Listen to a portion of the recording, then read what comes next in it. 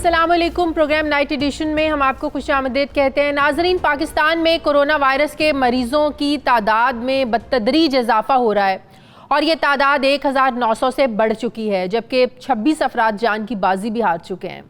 हुकूमती आदाद शुमार के मुताबिक कोरोना वायरस के पंजाब में 652 मरीज सामने आए हैं, सिंध में यह तादाद 676 है, केपी में 221, बलूचिस्तान में 154, जबकि गिलगित बल्तिस्तान में 148 और इस्लामाबाद में 58 है। और अफसोस की बात यह है कि इस तादाद में इजाफा हो रहा है, जिसके बाद ये सवालात उठ रहे हैं कि क्या कोरोना की वबा से लड़ने के लिए हुकूमती इक़दाम क्या काफ़ी हैं और क्या अब वाकई मुल्क में मुकम्मल लॉकडाउन या कर्फ्यू होना चाहिए या नहीं। ये सवालात मुल्क के मुख्तलिफ हलकों में इस वक्त जो है वो ज़ेर गर्दिश हैं और अपोजिशन और हुकूमत के दरमियान इन मामलात पर कहीं ना कहीं सियासत भी हो रही है, तनकीद भी हो रही है, इल्ज़ाम तराशी भी हो रही है। सूबाई हुकूमत के बरखिलाफ वज़ीर-ए-आज़म इमरान खान लॉकडाउन के हक़ में किसी सूरत भी नज़र नहीं आते हैं, जबकि इसी लॉकडाउन की मुखालिफत में वज़ीर-ए-आज़म इमरान खान ने कल जब कौम से खिताब किया तो उस खिताब में उन्होंने भारतीय वज़ीर-ए-आज़म नरेंद्र मोदी की बड़ी एक मिसाल दी कि भारतीय वज़ीर-ए-आज़म ने बिना सोचे समझे लॉकडाउन करने पर कौम से माफ़ी मांगी है। लेकिन हम ये बताना चाहते हैं कि शायद वज़ीर-ए-आज़म इमरान खान को दुरुस्त बताया नहीं गया या उन्होंने ख़ुद सुना नहीं, सिर्फ सुने सुनाई बात पर उन्होंने जो है वो यकीन कर लिया कि उन्हें लगा कि नरेंद्र मोदी ने लॉकडाउन करने पर माफ़ी मांग लिया। ऐसा नहीं है, लगता है उन्हें समझने में कोई दिक्कत हुई है, क्योंकि भारतीय वज़ीर-ए-आज़म नरेंद्र मोदी ने कौम से लॉकडाउन पर माफ़ी नहीं मांगी। नरेंद्र मोदी ने अवाम को लॉकडाउन की वजह से जो मुश्किलात पेश आ रही हैं उस पर माफ़ी मांगी है, क्योंकि नरेंद्र मोदी का ये कहना था कि लॉकडाउन जो है मौजूदा दुनिया की सूरत हाल को मद्देनज़र रखते हुए हमारे यहाँ भी नागुज़ीर हो चुका है, जिसकी वजह से हमें लॉकडाउन करना पड़ रहा है और इस वजह से आप लोगों को जो दिक्कत आ रही है, जो मुश्किलात पेश आ रही हैं, उस पर मैं माफ़ी मांगता हूँ। जबकि वज़ीर-ए-आज़म ने इमरान खान ने कल अपने खिताब में कोरोना टाइगर फोर्स बनाने का भी ऐलान किया, जिसके रजिस्ट्रेशन का अमल भी शुरू कर दिया गया है। लेकिन कोरोना टाइगर फोर्स की तश्कील को अपोजिशन जमातों ने बिल्कुल मुस्तरद कर दिया है। अपोजिशन लीडर शहबाज शरीफ मुल्क में लॉकडाउन से मुतालिक फैसले के लिए कौमी सलामती कमेटी का इजलास बुलाने का मुतालबा कर रहे हैं। अपने बयान में अपोजिशन लीडर शहबाज शरीफ ने कहा कि हुकूमती हिकमत अमली जो है ये वाज़े की जाए, बताया जाए कि लॉकडाउन होगा या नहीं। कौम को शक में डालना अवाम और इंतज़ामिया के लिए मसाइल पैदा करने के मुतरादिफ है। जबकि शहबाज शरीफ ने यह भी मुतालबा किया है कि कोरोना रिलीफ फ़ंड की तरसील के लिए फौरी पार्लिमानी मॉनिटरिंग कमेटी तश्कील दी जाए और इसी सिलसिले में शहबाज शरीफ ने अपोजिशन रहनुमाओं से रब्ता करके पार्लिमानी रिलीफ मॉनिटरिंग कमेटी की तश्कील के हवाले से भी मुशावरत की है। अब मैं बात करूँगी, मुझे ज्वाइन किया है मुस्लिम लीग नून के रहनुमा मोहम्मद ज़ुबैर साहब ने। अस्सलाम वालेकुम, बहुत शुक्रिया ज़ुबैर साहब आपका।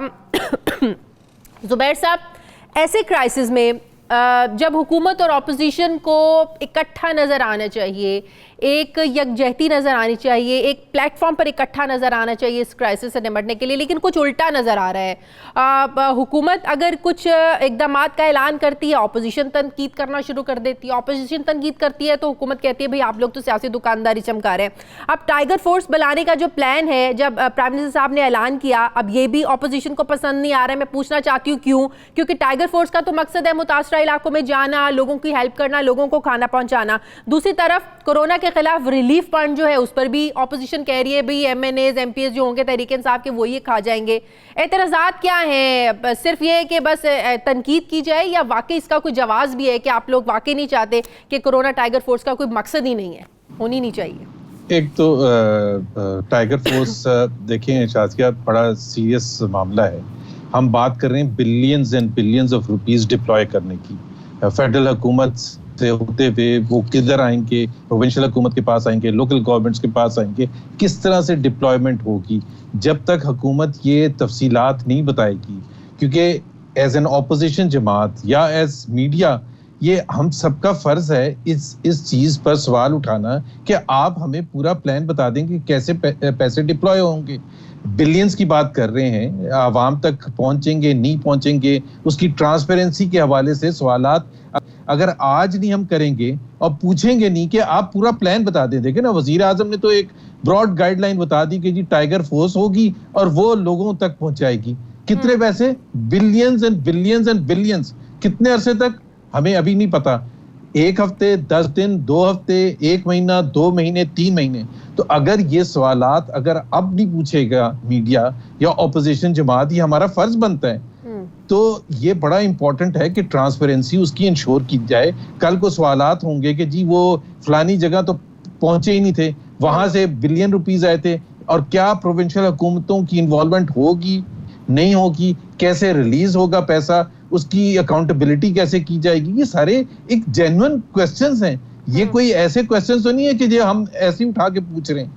दूसरी बात ये है कि ये सारी चीजें जो होती हैं, अगर ये आपको कोई भी क्राइसिस पाकिस्तान की तारीख में आया हो तो उसमें ऑपोजिशन और हुकूमत साथ मिलके एक स्ट्रेटजी बनाती है।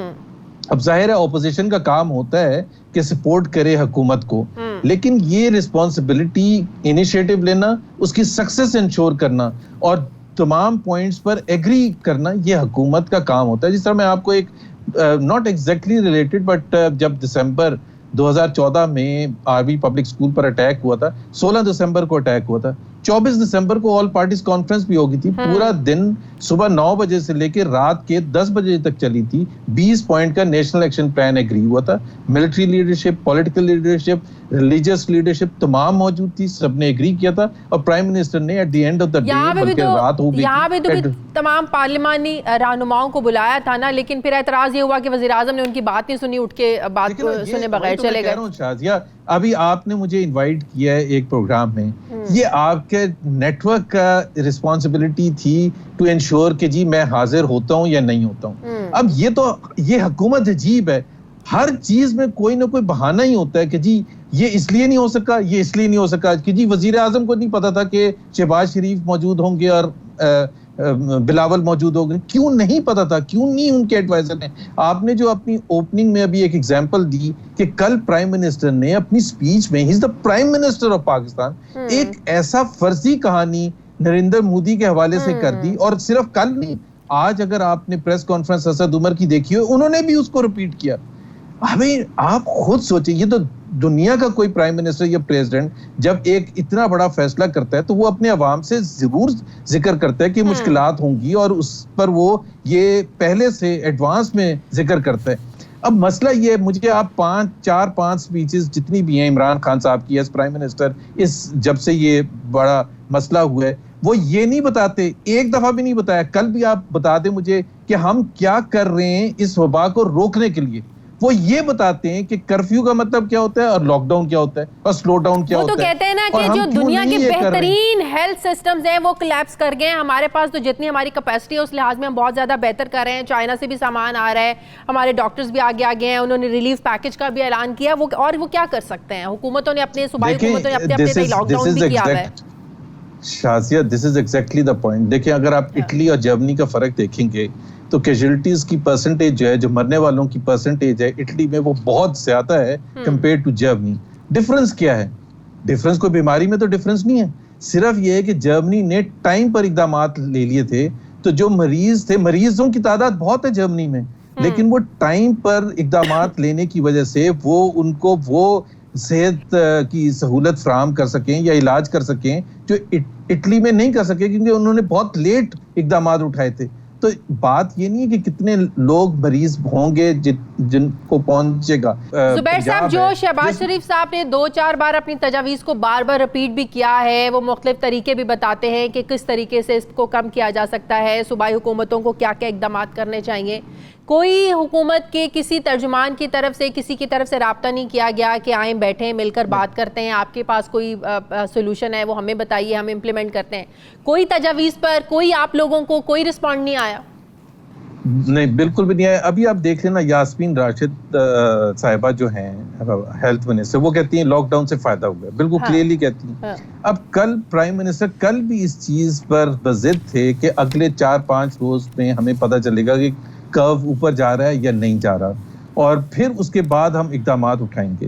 अब इसमें सिर्फ जो पॉइंट ऑफ व्यू का डिफरेंस है वो हम ये समझते हैं, जो दुनिया का तजर्बा है, कि it's better to take precaution at this stage rather than at a later stage, जब ये फैल जाए और हमारे लिए मुश्किल हो जाए। तो ये सिर्फ एक डिफरेंस ऑफ ओपिनियन है, और वो उन्होंने आज तक ये नहीं बताया, आज तक ये नहीं बताया कि वो क्या इकदाम हैं जो उनकी हुकूमत प्रपोज कर रही है ताकि इसका स्प्रेड कम से कम हो। ठीक है, बहुत बहुत शुक्रिया जुबैर साहब, मुस्लिम लीग नून के रहनुमा मेरे साथ हैं। नाज़िर, मुझे प्रोग्राम में एक ब्रेक लेनी है, वापस आते हैं छोटे से वक्फे के बाद।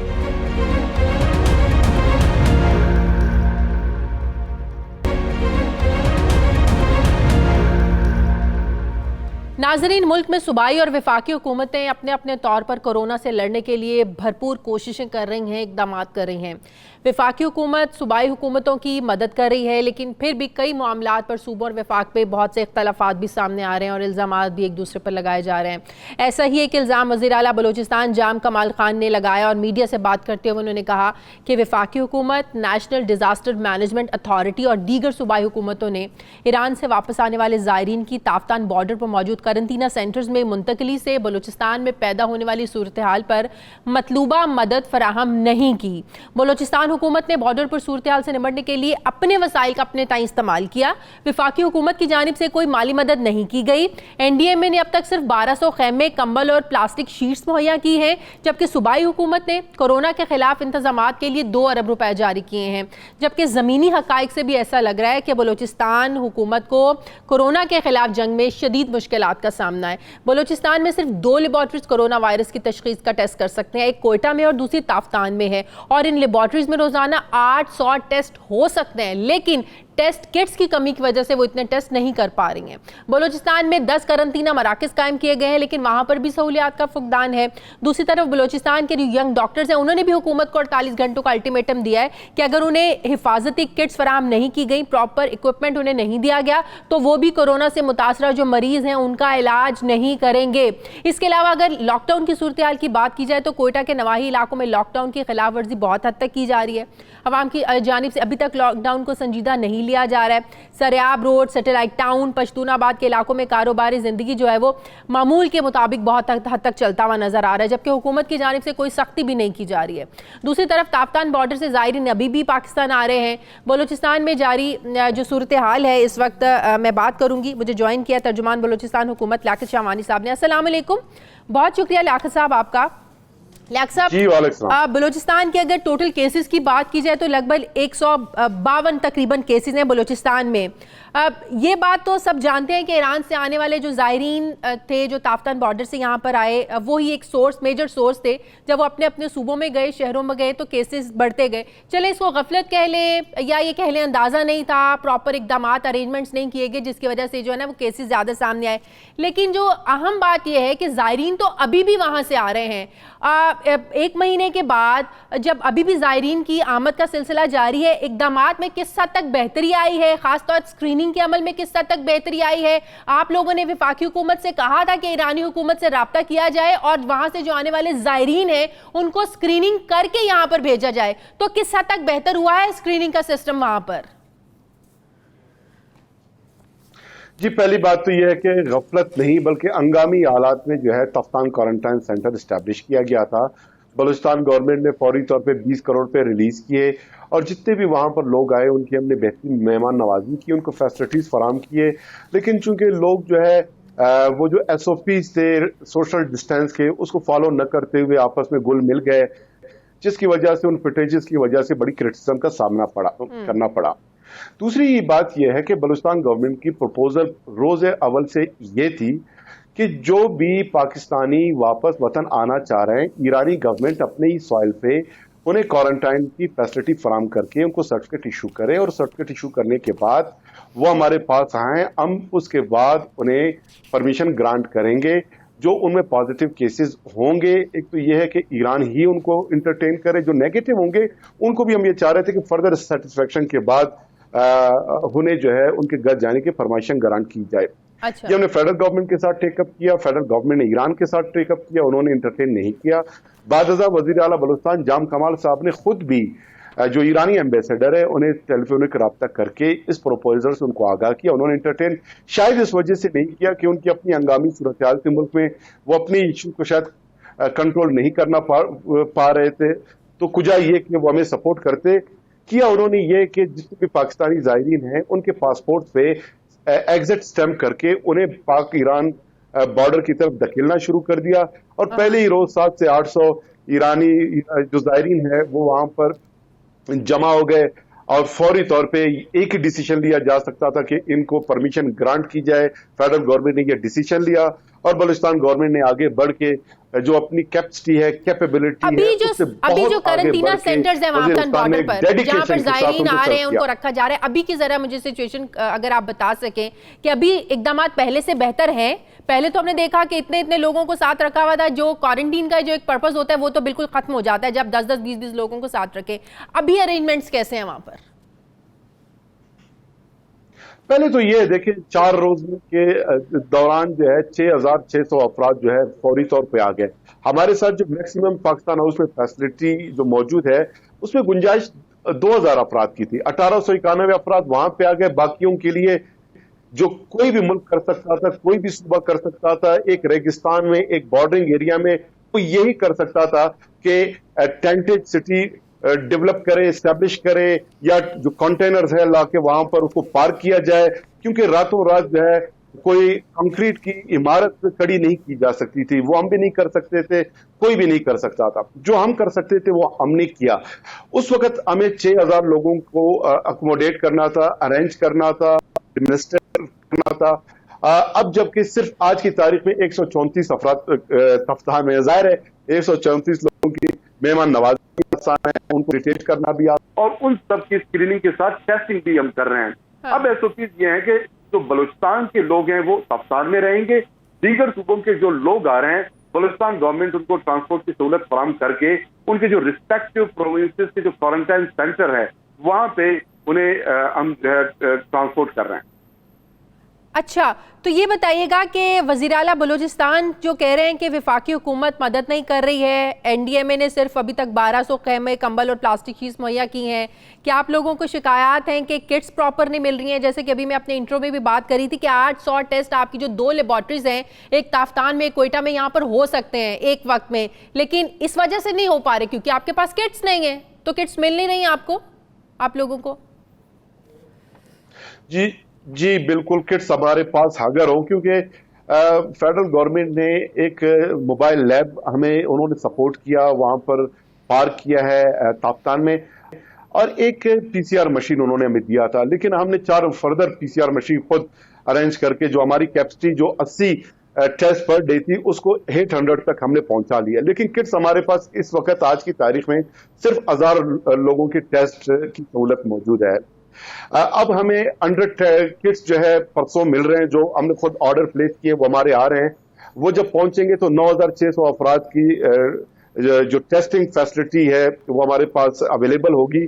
उसके अगले 2-3 दिन बाद फर्दर 100 किट्स और हमारे पहुंचने वाले हैं।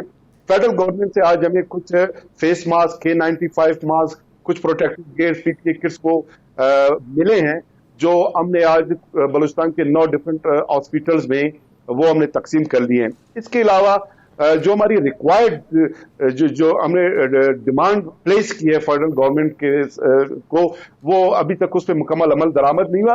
गो के प्राइम मिनिस्टर साहब ने खुद कमिटमेंट किया, उनका कमिटमेंट है कि वो बलूचिस्तान को ज्यादा इंपॉर्टेंस इसलिए देंगे, 2 बहुत बड़े बॉर्डर वो हम संभाल बैठे हैं, हमारी जिम्मेदारियां ज्यादा है, हमारा बोझ ज्यादा है, हमारी पॉपुलेशन स्कैटर्ड है, आधा पाकिस्तान बलूचिस्तान है इन टर्म्स ऑफ जियोग्राफी।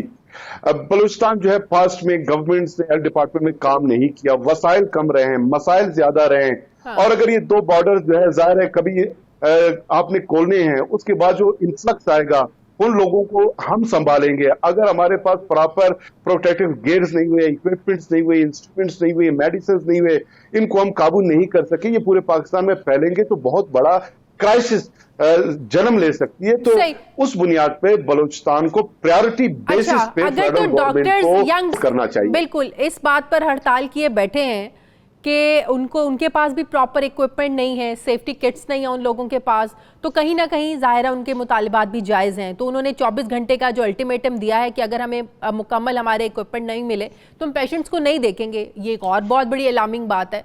तो क्या किया है, वफाकी हुकूमत को आगाह किया है कि एटलीस्ट डॉक्टर्स को जो सेफ्टी मेजरमेंट्स उनके पूरे करने हैं उसके लिए तो आप हमें सामान दें, तो वो मंगवाया है आप लोगों ने सामान? क्योंकि बहुत ज़्यादा ज़रूरी है, अगर डॉक्टर्स ही पेशेंट्स को नहीं चेक करेंगे तो कैसे ये मामला चलेगा आगे? बिल्कुल आप दुरुस्त फरमा रही हैं। मैं आज खुद कुछ जो प्राइवेट चैनल्स हैं उनके रिपोर्टर्स और कैमरामैन भी अपने साथ में, बीएमसी के जो आइसोलेशन फैसिलिटी है वो विजिट कराने में वो गया था, और जो वहां पर वेंटिलेटर्स की हमारी फैसिलिटी है वो कैमरे की आंख को भी दिखाने में गया था। डॉक्टर साहबान हमारे, मैं उनके डेडिकेशन कमिटमेंट को सल्यूट करता हूं बलूचिस्तान के, कि वो वहां पे मौजूद थे। अब हमने इस सूरत को देखते हुए 7,50,000 मास्क का सिर्फ जो है ऑर्डर हमने चाइना में प्लेस किया है, और 4,000 फुल बॉडी जो प्रोटेक्टिव गेयर्स है जो डॉक्टर साहबान के लिए, वो हमने ऑर्डर चाइना में प्लेस किया है। अब इशू ये है, एक तो किल्लत है इन इक्विपमेंट्स की इंटरनेशनल मार्केट में, क्योंकि दुनिया में बैक वक्त कोरोना का इशू चल रहा है। दूसरा ये है इंटरनेशनल फ्लाइट्स जो है स्केड्यूल्स वो बड़े डिस्टर्ब हैं, उसकी वजह से हमें दस्तयाबी में लेट हो रहा है, वरना हम फेडरल गवर्नमेंट के जो सपोर्ट उन्होंने करना है उससे कबल ही हम सारा फराम कर देते। अब तक हमने 2.5 अरब रुपए के परचेजिंग और ये अरेंजमेंट्स में बलूचिस्तान गवर्नमेंट ने अपने पैसे लगाए हैं, और 2 अरब की मजीद पाइपलाइन में है। 1 अरब 16 करोड़ के अलग से हमने इंस्ट्रूमेंट इक्विपमेंट के जो है वो रिलीज हो रहे हैं। 2000 बेडेड एक अलग मेडिकल कॉम्प्लेक्स कोयटा में हम इस्टेब्लिश कर रहे हैं। स्क्रीनिंग कर रहे हैं जो सिम्पटोमेटिक हैं, जिनमें कोरोना के अलामत जाहिर होते हैं, उनके फिर फौरी तौर पे हम जो है टेस्ट भी कर रहे हैं। सही। और जिनके टेस्ट पॉजिटिव आ रहे हैं फिर उन्हें हम जो कोयटा की chief Z hospital further treatment के लिए भिजवाते हैं। जो नेगेटिव आते हैं उनको बसेस में सवार करके उनके रिस्पेक्टिव जो प्रोविंस के क्वारंटाइन सेंटर उनको वहां भिजवा। बहुत शुक्रिया तर्जुमान बलूचिस्तान हुकूमत लियाकत शामानी साहब मेरे साथ हैं। नाज़रीन, मुझे प्रोग्राम में एक ब्रेक लेनी है, वापस आते हैं छोटे से वक्फे के बाद।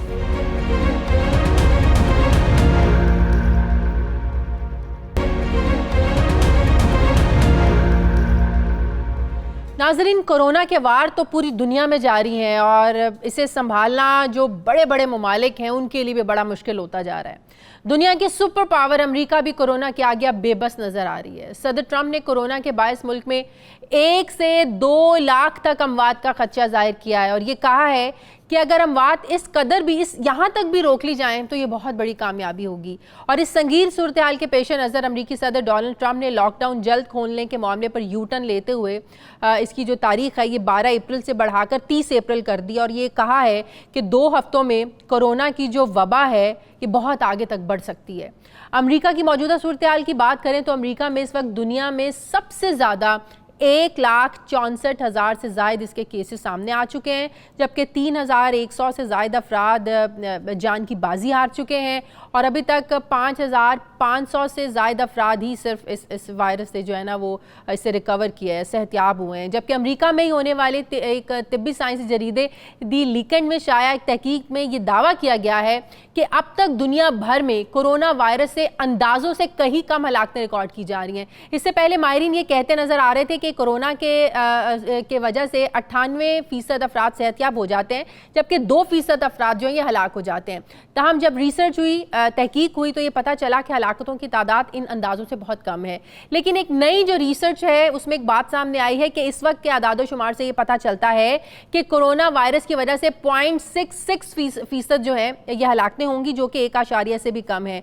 जबकि एक और तहकीक में ये भी इंकशाफ किया गया है कि अगर किसी मरीज को कोरोना की अलामात कुछ दिन तक जाहिर ना हो और वो कोरोना का शिकार हो तो उसकी मौत होने के इम्कानात जो हैं, चांसेस जो हैं ये बहुत ज़्यादा बढ़ जाते हैं। और फिर अचानक से जब तेज़ अलामात जाहिर होती हैं तो उस पर फिर कोई भी जो पेशेंट है वो सिर्फ 18 दिन तक जो है ना वो ज़िंदा रह सकता है। जबकि अमरीकी जरीदे दी अटलांटिक में शाया होने वाली एक रिपोर्ट में ये भी कहा गया है कि इस आलमी वबा को फौरी तौर पर किसी सूरत शिकस्त नहीं दी जा सकती है, जबकि दुनिया के एक शख्स में भी जब तक ये वायरस मौजूद रहेगा इस वबा के पलट कराने का जो खदशा ये बरकरार रहेगा। मैगजीन ने वायरस से बचने के लिए 3 मुमकिन हल बताए हैं। पहला हल ये है कि सारी दुनिया एक ही वक्त में मुकम्मल तौर पर लॉकडाउन की तरफ चली जाए, लेकिन अमली तौर पर तो जाहिर है ये बिल्कुल नामुमकिन है। दूसरा हल ये है कि पूरी इंसानियत को वायरस के रहमो करम पर छोड़ दिया जाए। तीसरा और सबसे बेहतर हल ये है कि वैक्सीन का इंतजार किया जाए और हर मुल्क अपने तौर पर नुकसान को कम से कम रखने की कोशिश करे। इस सारी सूरत हाल पर मैं बात करूंगी। मुझे अमेरिका की रियासत न्यू जर्सी से ज्वाइन किया है माहिर है वबाई अमराज के इन्फेक्शस डिजीज़ के डॉक्टर अली जैदी साहब। अस्सलाम वालेकुम, बहुत शुक्रिया डॉक्टर साहब आपने मुझे ज्वाइन किया। डॉक्टर साहब, जैसे कि मैं बात कर रही हूँ कि बहुत ही अलार्मिंग सिचुएशन है अमेरिका में इस वक्त। कोरोना के मरीजों की तादाद अमेरिका में चाइना से भी जो ज़्यादा जो दुगनी हो गई है कि दिन में 20,000 मरीजों का इजाफा हुआ है। मैं आज की रिपोर्ट पढ़ रही थी और सदर ट्रंप का ये कहना कि क्या अगर हम डेथ रेट को 1 से 2 लाख के बीच में रोक लें तो ये बहुत बड़ी सक्सेस होगी, जिससे ये अंदाजा लगाना मुश्किल नहीं है कि अभी कितनी ज्यादा तबाही मचाने वाला है कोरोना वायरस। सबसे पहले तो मुझे ये बताएं कि इतने सख्त लॉकडाउन की वजह से भी वहां पर स्पेशली न्यूयॉर्क में केसेस बढ़ने की क्या वजह है? जी, अस्सलाम वालेकुम Shazia, thanks for having me. The main reason is actually यहाँ पे यूनाइटेड स्टेट्स में टेस्टिंग बहुत देर से शुरू की है इन लोगों ने। They were just sitting on it. Testing अभी तक widespread नहीं है. Regardless of whatever they complain, they claim it's getting better. It's getting around, but अभी भी suboptimal है testing. जिसका मतलब है कि अभी भी न्यूयॉर्क में जो सिचुएशन है उनमें से अक्सर I would say more than 1/3 are still undiagnosed and they will be diagnosed in the next coming few days to weeks. तो उसकी वजह से, और ये वायरस जिस तरह आपको पता है एसिम्प्टोमेटिक पेशेंट्स में जिन्हें सिम्टम्स नहीं हो उसमें it is very efficient in transmission, that's why it's spreading around. अब इनकी टेस्टिंग ज्यादा हुई है तो वो जो पेशेंट्स इन्फेक्ट हुए थे 2 से 3 हफ्ते पहले वो अब मंजर आम पे ज्यादा आ रहे हैं। लेकिन इसका ये मतलब नहीं जो बाद में इन्फेक्ट होते जा रहे हैं वो अब आहिस्ता आहिस्ता आएंगे, अब वो ज्यादा जल्दी सामने आएंगे क्योंकि यहाँ टेस्टिंग अब ज्यादा वाइडली अवेलेबल है।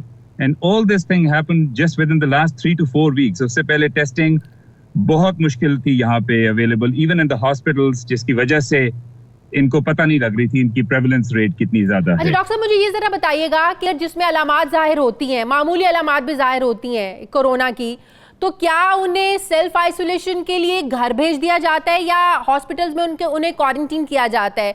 अगर चाइना की बात करें तो चाइना ने इसलिए वहां पर काबू पा लिया कि अगर जिसमें मामूली भी कोई सिम्टम्स जाहिर होते हैं तो उन्हें घर भेजने की बजाय एक स्पेशल मरकज बनाए गए थे जहां मामूली अलामात के लोगों को रखा जाता था, घर वालों से बिल्कुल दूर रखा जाता था आइसोलेशन में। तो अमेरिका में इस वक्त क्या हो रहा है कि लोगों को घर भेज दिया जाता है, कहा जाता है बस आप सेल्फ आइसोलेशन इख्तियार करें, या उन्हें भी अलग हॉस्पिटल्स में क्वारंटीन किया जा रहा है?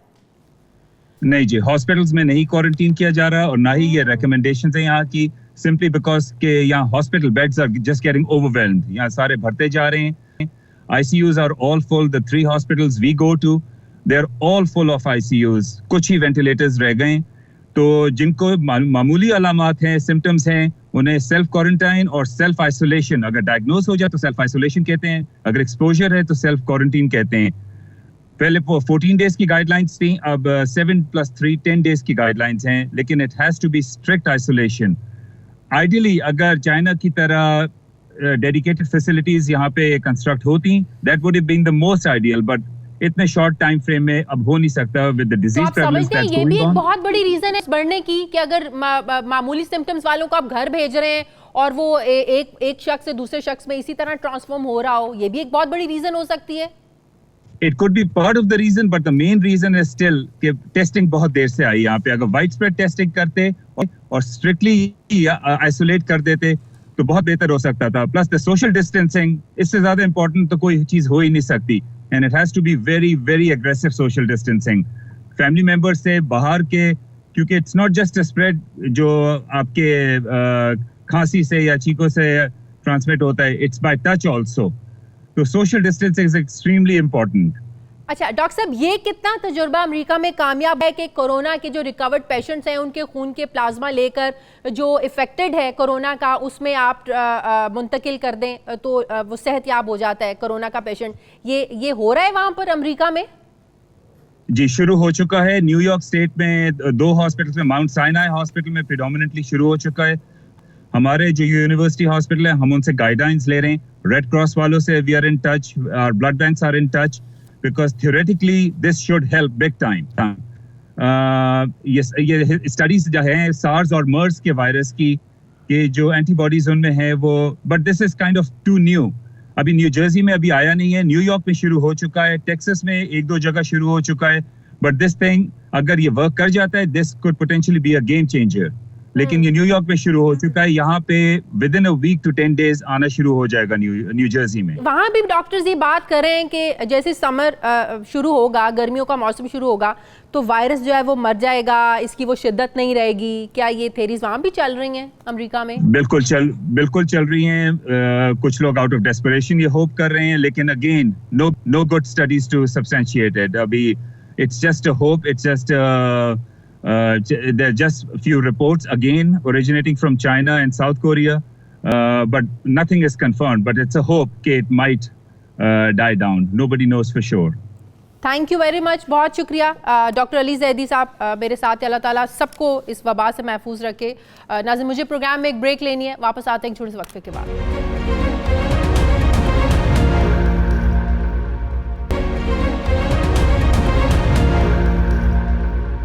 नाज़रीन, एक अहम खबर भी आज हम आपसे शेयर करें कि बैनुल-अक़वामी IT कंपनी हुआवे ने लाहौर सेफ सिटी प्रोजेक्ट पर पंजाब हुकूमत और मुतल्लिका अफसरान के रवैये को तकलीफ दे करार देते हुए पाकिस्तान में अपना ऑपरेशन बंद कर दिया। और इस हवाले से वज़ीर-ए-आज़म पाकिस्तान इमरान खान को ख़त लिखा है। कंपनी की जानिब से लिखे गए ख़त में कहा गया है कि हुआवे ने लाहौर में सेफ सिटी मंसूबे के लिए पंजाब सेफ सिटी अथॉरिटी के साथ मई 2016 में एक मुआहदा किया था, जिसके तहत $120 मिलियन की लागत आई थी। लेकिन लाहौर सेफ सिटी मंसूबे की तकमील में पंजाब सेफ सिटी अथॉरिटी के साथ तजुर्बा जो था वो अच्छा नहीं था। दौरान तकमील पंजाब सेफ सिटी अथॉरिटी के अफसरान का रवैया गैर पेशा वाराना रहा और उन्होंने मंसूबा बंद करने के लिए जानबूझकर मुश्किलात भी पैदा की थी। अथॉरिटी के अफसरान ने हकायक को दबाकर पंजाब हुकूमत को कंफ्यूज किया और इन एहलकारों के रवैये की वजह से लाहौर सेफ सिटी मंसूबे पर बहुत ज़्यादा नुकसान भी हुआ। और इन हालात में हुआवे पंजाब में अपना ऑपरेशन बंद कर रहा है और दफ्तर बंद कर रहा है। हुआवे कंपनी की जानिब से लिखे गए खत से यकीनन बैनुल-अक़वामी कंपनियों के पाकिस्तान में सरमायाकारी के जो मंसूबा जात हैं, जो उनके प्लान हैं इन्वेस्टमेंट के, ज़ाहिर उस पर मनफी असरात मुरतब होंगे। लेकिन इसके साथ ये भी इंकशाफ हुआ है कि सेफ सिटी मंसूबे के तहत लाहौर में 7,600 से ज़ायद कैमरे लगाए गए थे। वज़ीर-ए-आज़म ने पंजाब में अपने गुज़श्ता दौरे के दौरान सेफ सिटी ऑफिस का विजिट भी किया था और उस दौरान 3,000 कैमरे ऑपरेशनल नहीं थे। लेकिन वज़ीर-ए-आज़म को इस बात से आगाही नहीं किया गया था और अंधेरे में रखा गया था। जबकि आज सूरत हाल ये है कि पूरा लाहौर शहर जो है वो लॉकडाउन में है और लॉकडाउन की निगरानी इन्हीं सेफ सिटी कैमरों के जरिए की जा रही है। लेकिन 2000 से ज़ायद कैमरे अभी भी काम नहीं कर रहे हैं, जो कि पूरे शहर में सिक्योरिटी के हवाले से एक बहुत बड़ा सवालिया निशान है। इस पर मैं बात करूंगी। मुझे नुमाइंदा खुसूसी अनवर सुमरा ने ज्वाइन किया। बहुत शुक्रिया अनवर आपका। सबसे पहले तो ये बताएं कि इस कंपनी की जानिब से जब ख़त लिखा गया वज़ीर-ए-आज़म को, कोई जवाब आया, ख़त पहुंचा भी या नहीं पहुंचा? हम तो यही कहेंगे अगर जवाब आया होता तो कुछ पता भी चल जाता। कोई रिस्पॉन्ड आया प्राइम मिनिस्टर की तरफ से इस पर? ये देखें, बात ये है कि पंजाब में 2015 में पंजाब सेफ सिटी एक अथॉरिटी बनाई गई, जिसमें ये कहा गया कि जदीद टेक्नोलॉजी के ज़रिए सूबे के जो बड़े शहर हैं उनकी आवाम को दहशतगर्दी और जराइम से महफूज रखने का मंसूबा बनाया गया है। और इस मंसूबे पर 2016 में हुआवे के साथ एक मुआहदा किया गया, जिसमें $120 मिलियन की सरमायाकारी हुई। और इस मंसूबे के तहत शहर के अहम शाहराहों पर 2000 पॉइंट्स ऐसे थे जहां पर जिनमें अहम शाहराहें भी थीं, अहम मार्केटें भी थीं, इसके अलावा एंट्री और एग्ज़िट पॉइंट थे। वहां पर 8000 कैमरे लगाने थे और ये जनवरी 2018 में मुकम्मल होना था।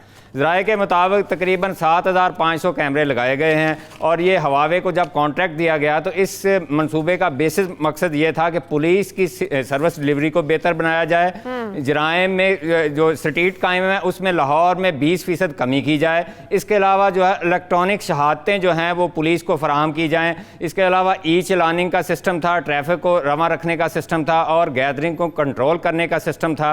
और लाहौर में मशकूक अफराद या गाड़ियों की चोरी होने के वाकयात पर कंट्रोल किया जाए। इस पर हवावे ने काम शुरू किया, उन्होंने कैमरे लगाना शुरू कर दिए। सबसे पहले मुझे एक और बात बताएं, उस वक्त के वज़ीर आला शहबाज शरीफ साहब इस सब चीज़ों से आगाह थे, तब ये मसाइल सामने नहीं आए?